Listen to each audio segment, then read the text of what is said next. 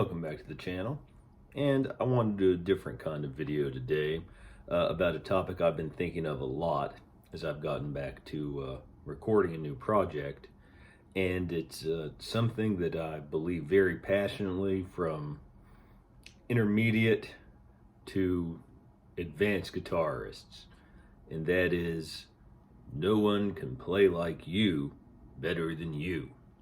And what I mean by that is it's easy to get discouraged when so many people, especially in the age of YouTube, are so incredibly gifted technically. They can shred, the tapping, the sweeping, all things, that are not easy to do, even for people who've been playing for as long as I have. Because try as I might, these fingers just don't have the fluidity and the nimbleness to be a shredder. And I would love to do that. I would love to be able to play like Steve Vai or someone who's a technical virtuoso, but I just can't.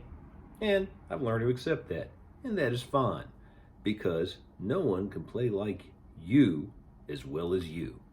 And I say starting with intermediate because when you're a beginner, you're just feeling things out and just playing in time and in tunes hard enough. But once you start to play for a while, you begin to develop your own voice. And that's a combination of things. It's your physical abilities, it's your ear, it's your influences, it's what you've learned, and all of that comes together in something that is uniquely you. And one example I like to use is one of my favorite musicians and one of my favorite guitarists, Bruce Springsteen, who most people don't think of first and foremost as a guitar player, but he can play some pretty mean leads on that Esquire/Telecaster. And he has a very distinctive voice. It's very aggressive, though I have actually seen him shred and even sweep once, at least. But he's not known as a technical player, and that's not really his strong suit, but he has a very distinctive style, and I love his tone. And I love listening to his solos. A couple you might not know about or think about, I would recommend I Hung My Head, a cover of Sting that he did when Sting was being honored a couple of different times. The version where he's playing the Butterscotch Telecaster is the best one. There's one where he's playing a black custom Telecaster, custom in the sense that it has binding, but the other one is just amazing, and it's a great encapsulation of his style, and I love that style. Are there many more technically gifted players? Yes, including Nils Lofgren, who has been in the E Street Band since 1984. And is Nils a better technical player? Yes. Has Nils played many great solos, both for Bruce and in his solo and other work? Yes.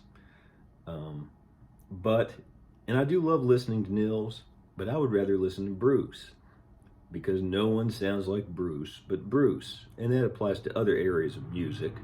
Bob Dylan, for example. Some people say that Bob Dylan can't sing, but I've been fortunate enough to see Bob in concert several times, and he's always amazing, and it's hard to imagine anyone singing those songs like him and conveying them the way that he does.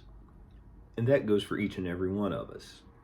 I know sometimes when I'm making videos, and of course as many infinitely more popular YouTubers than me often say, one of the hardest things is when you spend all your time playing and during your evenings and things like that, then you're recording, it's like, oh, what do I play? And you watch people like, thinking of some of the more technically gifted, like Rob Chapman, for example. I could never play technically as well as Rob Chapman. I just don't have the physical ability.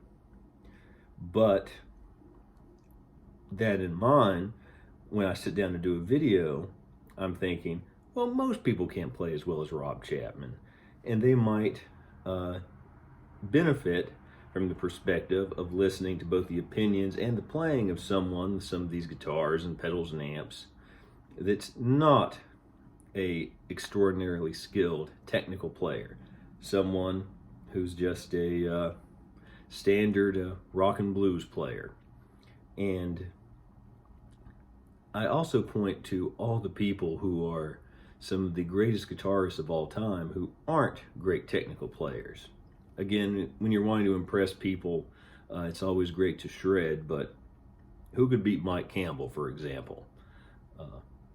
He's written and played on so many amazing songs. Of course, all the stuff with Tom Petty and the Heartbreakers, Boys of Summer with Don Henley. He put out a great video himself, Mike did, talking about writing that song. And he is by no means a virtuoso, but he's written some of the most memorable guitar parts of all time. And someone else who I've loved since I first started playing, one of my biggest influences, even if it's not always apparent, is the Edge of U2. There is no one who, though he can play better in terms of his chops than a lot of people think, but there is no one who's a better example of someone who does not play technically advanced material but gets tremendous results out of it than the Edge. In fact, he's probably the most important guitarist of the last 40 years, and people such as Tim Pierce and Rick Beato, who are far more qualified than me, have said similar things, because so many people, both in bands and session players, emulate him, if not totally, at least to a degree, in terms of the effects, the delay, the arpeggios, and finding just a powerful melody that works, and that is not technically advanced, but he's been involved in some of the most successful songs, albums, tours of all time. I like to equate this also to, say, a basketball player. It definitely helps to be tall and to be able to jump high to be a basketball player. But there have been so many great players who have played below the rim and have lacked the athleticism of some of the more acrobatic players, but have still made the list of the top 75 players of all time. I'm a big San Antonio Spurs fan, and Tim Duncan, for example, of course, he's about 7 feet tall. For anyone who follows sports, he's never been the most athletic during his career, but he was fundamentally sound, and the things he did better than anybody, even if they weren't flashy. And now he's in the Hall of Fame and won 5 championships and one of the 75 greatest players of all time.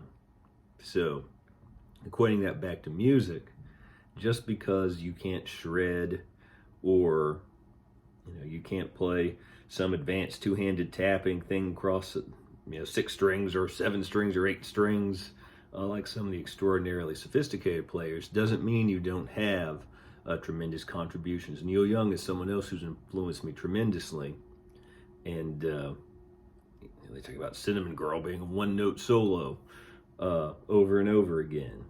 There are so many things beyond technical ability, and that gives everyone hope, and it gives everyone meaning, I think. Because if you don't go out and play like you are depriving the world of your music and your gifts and your abilities. Because even if you're like me, and you're not going to give Joe Satriani a run for his money, you still have something unique to contribute. And that's another reason why I don't like to get into who's the best guitarist and things like that. I mean, it's fun to think about and talk about sometimes, but I think people get too wrapped up into that, because music is not a sport. It is not a competition. It is something that is a form of expression and art, and we each have our own unique things to offer and to give. And again, allowing yourself to be intimidated by someone who's better than you is simply preventing you from sharing the gifts you do have. And to name someone else, Keith Richards, who is a more influential and popular and successful guitarist in terms of the music he's made and the people who have listened to it than Keith Richards. Keith Richards plays open G triads and riffs. He does not shred by any means. He is not going to ever give Eddie Van Halen or Randy Rhoads or someone like that a run for his money, yet still, again, It's impossible to name someone who has been more influential and more powerful in his guitar playing by playing with his unique style and attitude and his sense for melody and rhythm and all those things that are unique to him. And so many people, including myself, emulate him, but no one can play exactly like him. And just like that, no one can play exactly like you. And as you watch this, you might be far more technically gifted than me. You might be a beginner, but we each have something unique to offer. And I believe it's up to each and every one of us to do our best in giving that and sharing that. So I hope that these insights have been helpful or have hit home with somebody out there. And I hope everyone is staying safe and making good music. And until next time, keep on rocking.